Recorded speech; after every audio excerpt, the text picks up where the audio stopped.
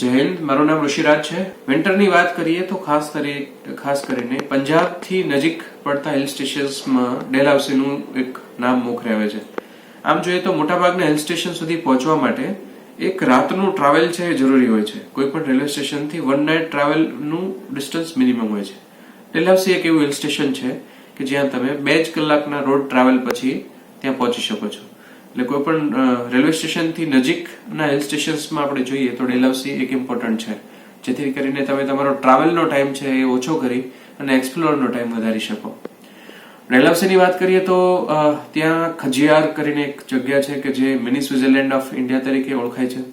એક ખૂબ જ મોટું લેક છે અને વિન્ટરમાં તમે જાઓ અને જ્યારે આખું લેક જ્યારે સ્નો ક્લેડ હોય ત્યારે એની બ્યુટી જ એકદમ અલગ જ રીતે દેખાય છે. ટાલાટોપ કરીને એક જગ્યા છે કે જે બહુ બધી બોલિવૂડ મૂવીઝ ત્યાં શૂટ થયેલી છે. ખૂબ જ નાનું પરંતુ ખૂબ જ ફેમસ ગામ છે.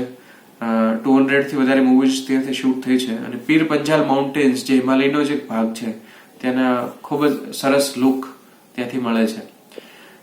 લોકલ લોકો ત્યાંના ખૂબ જ મળતાવડા, મિલનસાર છે અને હેલ્પફુલ છે. લોકલ વુડન આર્ટ તમને ત્યાં ખાસું મળી શકે છે. આમ જોઈએ તો ડેલહાઉસી પંજાબની નજીક હોવાથી એમની લોકોની લાઈફસ્ટાઈલની બધી વસ્તુમાં પંજાબી લાઈફસ્ટાઈલનું ઘણું બધું ઇન્ફ્લુઅન્સ છે.